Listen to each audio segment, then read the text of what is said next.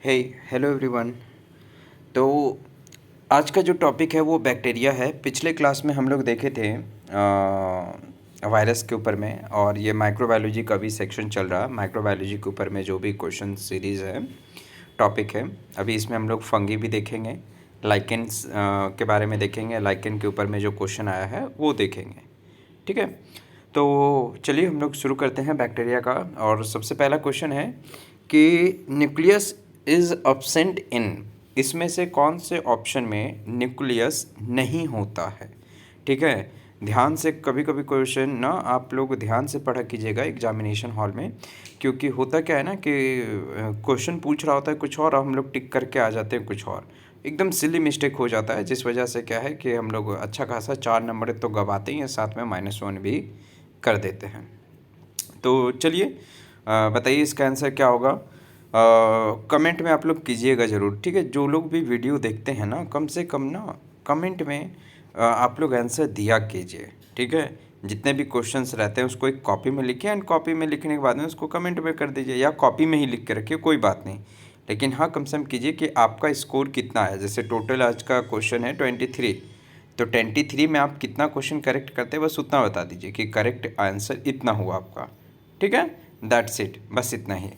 तो चलिए बताइए कि न्यूक्लियस इसमें से एब्सेंट किस में होता है। तो ऑब्वियस सी बात है कि जो यहाँ पे एल्गी है, एल्गी में भी आपको वेल डेवलप्ड न्यूक्लियस देखने मिलेगा। और बस सिंपल से पहचानिए कि इसमें से प्रोकैरियोट कौन है और यूकैरियोट कौन है, तो आपको पता चल जाएगा कि यूकैरियोट कौन है और प्रोकैरियोट। तो प्रोकैरियोट्स में न्यूक्लियस डेवलप नहीं होते, उसमें न्यूक्लियोइड होता है, यानी डीएनए मटेरियल सिर्फ ऐसे तैर रहा होता है।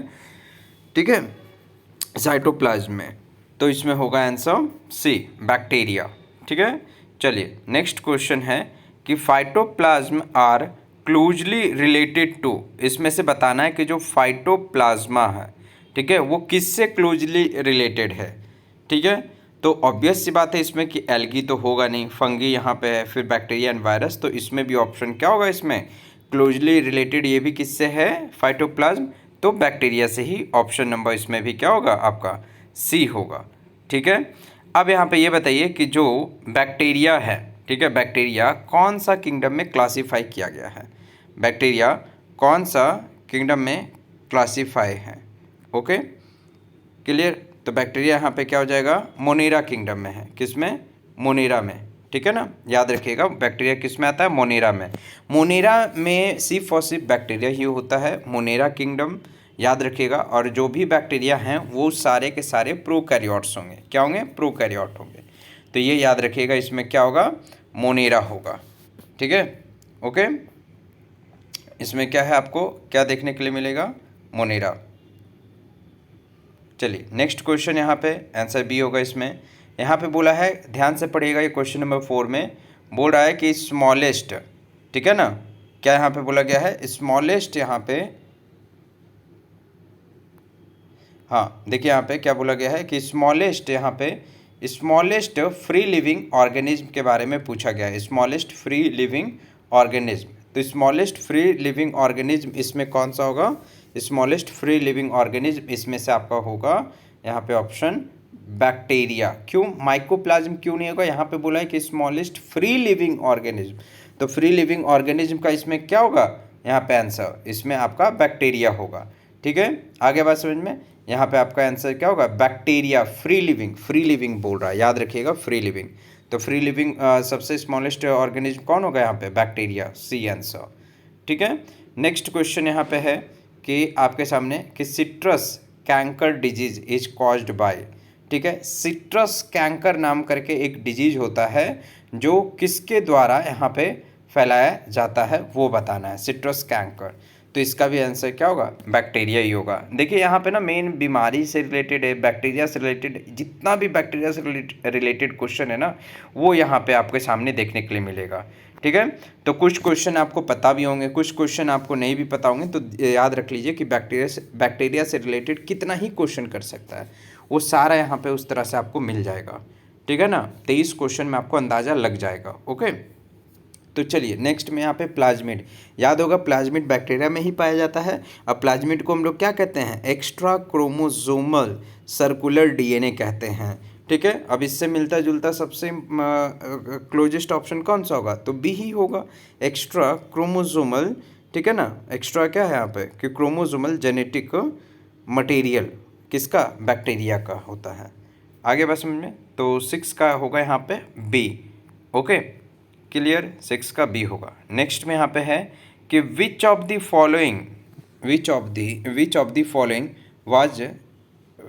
Following was discovered. असल में ना यहाँ पे वैक्सीन होगा, ठीक है, लेकिन यहाँ शायद क्वेश्चन में ना थोड़ा सा मिस्टेक हो गया प्रिंटिंग में, यहाँ पे टाइपिंग में। तो इसमें से कौन सा डिस्कवर्ड किया गया है, किसके द्वारा, वॉक्समैन के द्वारा क्या डिस्कवर्ड किया गया है इसमें से, स्ट्रेप्टोमाइसिन, नियोमाइसिन, वैंकोमाइसिन या पेनिसिलिन। तो याद होगा पेनिसिलिन डिस्कवर्ड करने वाले तो कोई और थे, फिर यहाँ पे वैंकोमाइसिन, नियोमाइसिन और फिर स्ट्रेप्टोमाइसिन। तो आपको इसमें से याद रखना है स्ट्रेप्टोमाइसिन किनके द्वारा डिस्कवर्ड किया गया, वॉक्समैन के द्वारा। ठीक है, क्वेश्चन नंबर 7 का ए होगा। ओके, वॉक्समैन के द्वारा डिस्कवर किया गया। नेक्स्ट यहाँ पे है विच ऑफ द फॉलोइंग बैक्टीरिया। ठीक है, विच ऑफ द फॉलोइंग बैक्टीरिया, ये क्या हो जा रहा है, हाँ चलिए देखिए यहाँ पे विच of the following bacteria.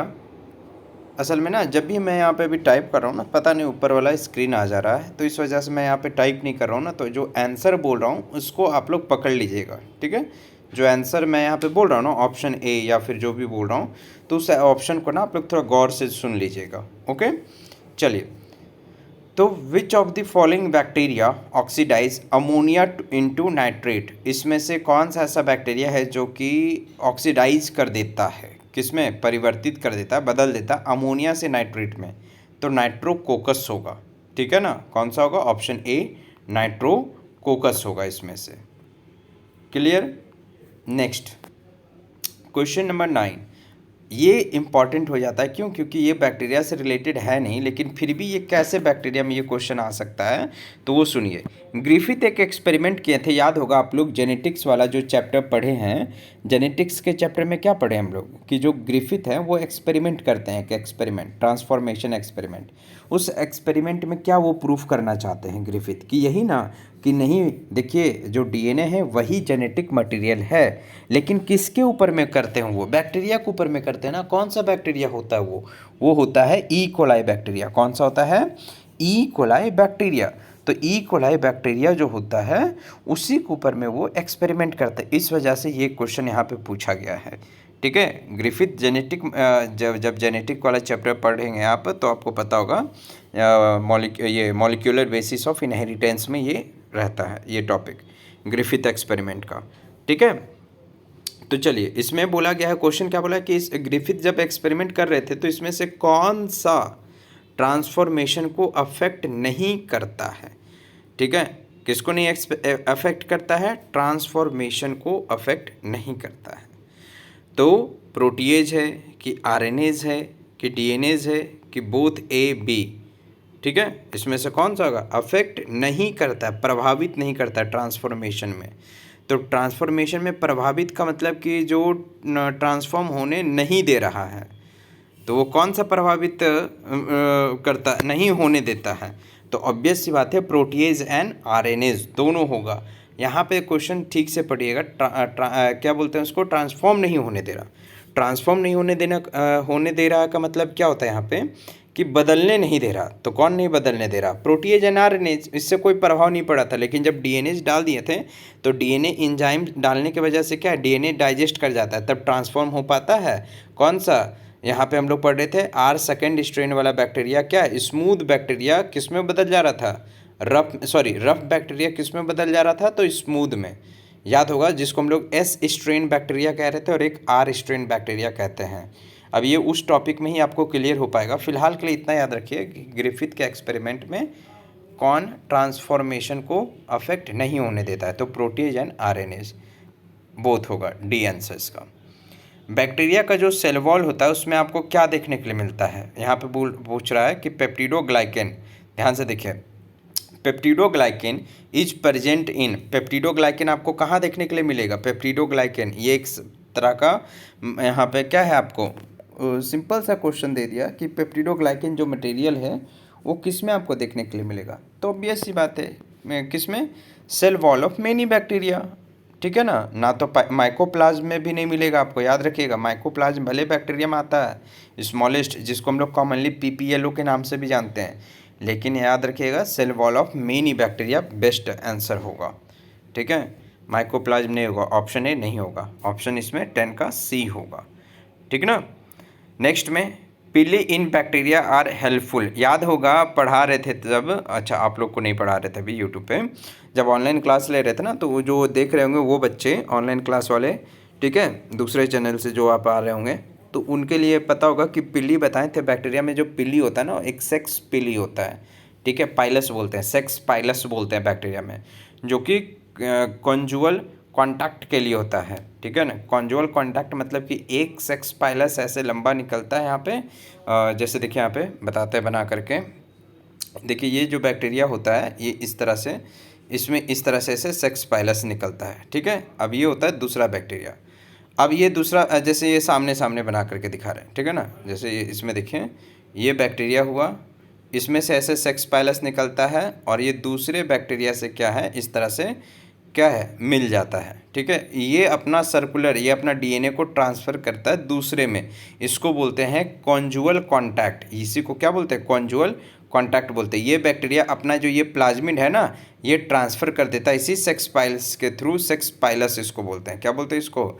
Sex pilus कहते हैं, ठीक है, सेक्स पाइलस कहते हैं। तो इसके थ्रू ये ट्रांसफ़र कर देता है दूसरे वाले बैक्टीरिया के अंदर में। आगे बात समझ में चीज क्लियर? तो इसी को यहाँ पे क्या है, पिली जो है बैक्टीरिया में किस लिए हेल्पफुल होता है? कॉन्जुअल कॉन्टैक्ट, कॉन्जुअल कॉन्टैक्ट यहाँ पे होगा, ऑप्शन नंबर सी, ठीक है, याद रखिएगा। Griffith experiments on Diplococcus pneumoniae, so अब याद होगा अभी जस्ट क्यों क्या बताया था अभी, इकोलाई बैक्टीरिया, इकोलाई बैक्टीरिया किस में आता है? डिप्लोकोकस न्यूमोनिया में आता है, ठीक है ना, ये चीज़।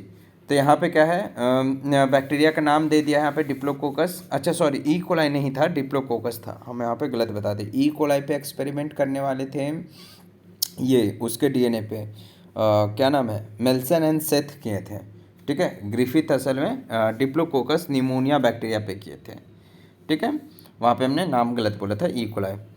तो हाँ, तो ई कोलाई डिप्लोकोकस निमोनिया जो है वो क्या शो करता है? ट्रांसफॉर्मेशन शो करता है। क्या शो करता है? ट्रांसफॉर्मेशन, पता होगा, ऑप्शन बी। अब यहाँ पे आता है next question, lac operon in E coli was first describe by, E coli bacteria यहाँ पे भी आ गया। और याद है ना, बैक्टीरिया के ऊपर में ही अधिकतर एक्सपेरिमेंट होता है, मॉलिक्यूलर बेसिस में ना, बहुत बैक्टीरिया के ऊपर में एक्सपेरिमेंट किया गया है। इस वजह से बैक्टीरिया वायरस इंपॉर्टेंट हो जाता है हर फील्ड में, मतलब हर एक टॉपिक में इम्पॉर्टेंट एक हिस्सा योगदान अपना देता है। तो याद रखिएगा, लैकोप्रॉन ई कोलाई में सबसे पहले बताने वाले कौन है? अब ये याद होगा ना, लैकोप्रॉन एक यूनिट है, जीन रेगुलेशन के बारे में बता रहा है, ठीक है, ये टॉपिक हम लोग जीन रेगुलेशन में पढ़े हैं। तो देने वाले कौन थे? जैकब एंड मोनार्ड, ठीक है, कौन थे? जैकब एंड मोनार्ड, ये याद रखिएगा, ठीक। नेक्स्ट में है 14 नंबर का, जो कॉमा शेप का बैक्टीरिया होता है। अगर शेप ऑफ बैक्टीरिया याद होगा, क्या क्या शेप ऑफ बैक्टीरिया पढ़ते हैं? रॉड शेप का पढ़ते हैं, कॉमा शेप का पढ़ते हैं, है ना, स्पाइरल शेप का पढ़ते हैं, यही पढ़ते हैं ना, कॉमा शेप, स्पाइरल शेप और एक स्फेरिकल शेप, ठीक है, ये चीज़ रॉड शेप, इस पर। तो उस सब का नाम आपको याद रखना है। जैसे यहाँ पे पूछ दिया कॉमा शेप का बैक्टीरिया में कौन आता है, तो ऑब्वियस सी बात है विब्रियो आता है। कौन आता है? Option B, Vibrio, option B याद रखिएगा। फिर उसके बाद में कि which of the following constituent is missing from bacteria, bacteria में नहीं होता है, ध्यान से सुनिएगा, बैक्टीरिया में नहीं होता है। तो बैक्टीरिया में क्या नहीं होता है? एंडोप्लाज्मिक रेटिकुलम, डेफिनिट, एक निश्चित सेल वॉल होता ही है, आरएनए भी होता है बैक्टीरिया में, कुछ में बैक्टीरिया में आरएनए भी होते हैं, डीएनए भी होते हैं, लेकिन एंडोप्लाज्मिक रेटिकुलम आपको कभी नहीं देखने के लिए मिलेगा। 15 का सी होगा। नेक्स्ट क्वेश्चन नंबर यहाँ पे, सॉरी 15 था वो, यहाँ पे आपका क्या है 16 में यहाँ पे पूछ रहा है कि mesosomes are associated with, mesosome किसके साथ एसोसिएट होता है? तो मीजोजोम एसोसिएट होता है किसके साथ में? यहाँ पे ऑब्वियस सी बात है कि प्रोटीन सिंथेसिस सिर्फ नहीं करता है, सॉरी यहाँ पे मीजोजोम्स आर नॉट एसोसिएटेड, तो प्रोटीन सिंथेसिस होगा। बाकी सारा काम करवाता है, सेल वॉल का फॉर्मेशन करवाएगा, डीएनए रेप्लिकेशन करवाएगा, रेस्पिरेशन करवाएगा, ठीक है ना, लेकिन प्रोटीन सिंथेसिस नहीं करवाता है। कौन? मीजोजोम। और याद रखना है मीजोजोम एज अ माइटोकॉन्ड्रिया काम कर रहा होता है। क्या काम करता है? माइटोकॉन्ड्रिया, ठीक है, एनर्जी प्रोवाइड करता है। किस में? बैक्टीरिया में। मीजोजोम एज अ माइटोकॉन्ड्रिया काम करता है। ओके, याद रखिएगा इस चीज़ को। आगे बात समझ में? चलिए नेक्स्ट क्वेश्चन हम लोग देखते हैं।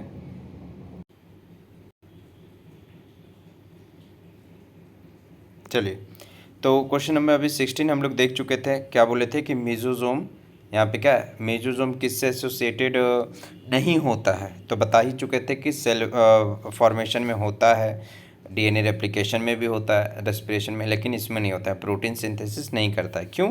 क्योंकि मेसोजोम एज अ, जैसे ये सेल है ना, ये सेल, तो सेल के अंदर में ये उभार की ओर ऐसे बन जाता है, ये उभार की ओर बन जाता है, जिसको हम लोग मेसोजोम कहते हैं। और ये एज अ एक्ट करता है किसका? माइटोकॉन्ड्रिया। माइटोकॉन्ड्रिया फंक्शन किसके लिए करता है? एटीपी के लिए। तो यहाँ पे वही चीज़ है कि ये मेसोजोम, ठीक है, एज अ माइटोकॉन्ड्रिया काम कर रहा होता है, ठीक है ना। चलिए नेक्स्ट क्वेश्चन यहाँ पे हम लोग 17 देखें। टी आई प्लाज्मिड किस में प्रेजेंट होता है? ठीक है, टी आई प्लाज्मिड किस में प्रेजेंट होता है? देखिए प्लाज्मिड का भी बहुत टाइप्स होता है, बता चुके हैं अभी कि प्लाज्मिड का भी टाइप्स होता है बहुत सारा, जैसे एफ प्लाज्मिड हो गया, ये सारा चीज़। लेकिन यहाँ पे जो टी आई प्लाज्मिड है वो किस में मिलता है? एग्रोबैक्टीरियम में। किस में? एग्रोबैक्टीरियम में। याद रखिएगा, एग्रोबैक्टीरियम में। फिर 18 नंबर क्वेश्चन बोला है कौन सा बैक्टीरिया ऐसा है कि जिसमें सल्फर मिलता है? क्या मिलता है? सल्फर बैक्टीरियम जिसको कह रहे हैं। तो सल्फर बैक्टीरियम किसको कह रहे हैं? बेगियोटा को। बेगियोटा में बेगियोटा एक तरह का ऐसा बैक्टीरिया है जिसमें क्या है, आपको सल्फर देखने के लिए मिलेगा, ठीक है, सल्फर, याद रखिएगा।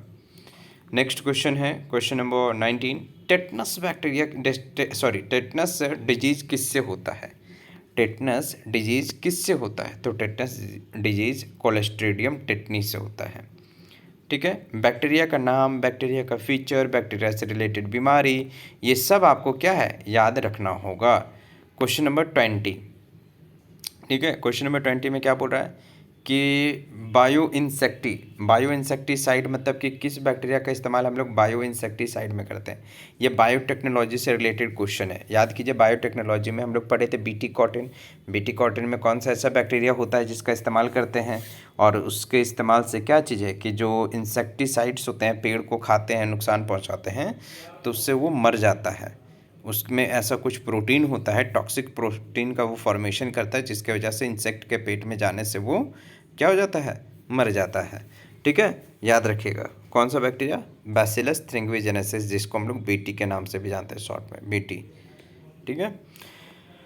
क्वेश्चन नंबर 21, क्वेश्चन नंबर 21 में वही चीज़, अभी सेम क्वेश्चन है कि बताइए कौन सा ऐसा बैक्टीरिया है जो कि प्रोड्यूस करता है जहर, प्रोटीन टॉक्सिक जहर, यानी प्रोटीन टॉक्सिक से रिलेटेड जहर प्रोड्यूस करता है। तो बैसिलस थ्रिंगविजेनेसिस, ठीक है ना। क्या होगा यहाँ पे? बैसिलस थ्रिंगविजेनेसिस।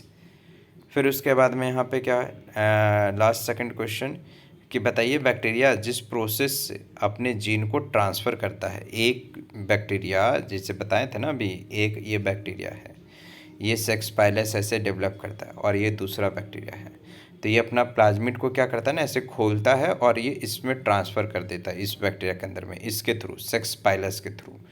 तो इस टर्म को, इस प्रोसेस को क्या बोलते हैं? इस टर्म को तो याद होगा, अभी कॉन्जुअल कॉन्टैक्ट बताया था ना अभी ऊपर वाला क्वेश्चन में। तो इसी प्रोसेस को, इसको क्या टर्म देते हैं? कॉन्जुगेशन। क्या बोलते हैं इसको? कॉन्जुगेशन कहते हैं इस प्रोसेस को। बैक्टीरिया भी सेक्स रिप्रोडक्शन कर सकता है सेक्स पाइल्स के थ्रू, ठीक है, सेक्स पाइलस के थ्रू। ओके, चलिए लास्ट क्वेश्चन पे आते हैं हम लोग यहाँ पे कि which of the following cell wall, मतलब क्या, बैक्टीरिया का जो सेल वॉल है किससे बना होता है, मतलब किसका सेल वॉल पेप्टिडोग्लाइकेन से बना होता है, ठीक है। तो ऑब्वियस सी बात है किसका? बैक्टीरिया का, पेप्टिडोग्लाइकेन। चलिए एक क्वेश्चन और है आपके लिए कि पेप्टिडोग्लाइकेन के वजह से बैक्टीरिया 2 कैटेगरी में बढ़ चुका है। कितना में? हम लोग 2 में बांट के रखे हैं, ओके, बैक्टीरिया का। किसके वजह से? तो पेप्टिडोग्लाइकेन की वजह से। तो वो आप हमको बताइए कि कौन कौन सा, मतलब किस 2 कैटेगरी में बांट के रखे हैं पेप्टिडोग्लाइकेन की वजह से, कंपोजिशन ऑफ पेप्टिडोग्लाइकेन की वजह से, ठीक है ना। तो इसका आंसर ज़रूर दीजिएगा। और हाँ, अभी जो आपका लैब असिस्टेंट का एग्ज़ाम चल रहा है झारखंड के लिए, उसके लिए आप सभी को बेस्ट ऑफ लक एंड अच्छे से दीजिएगा। और जो लोग वीडियो देख रहे हैं लैब असिस्टेंट वाले, वो कमेंट कीजिएगा कि आपका एग्ज़ाम कब है या हो गया है, तो भी कमेंट कीजिए कि कैसा गया है आपका एग्ज़ाम।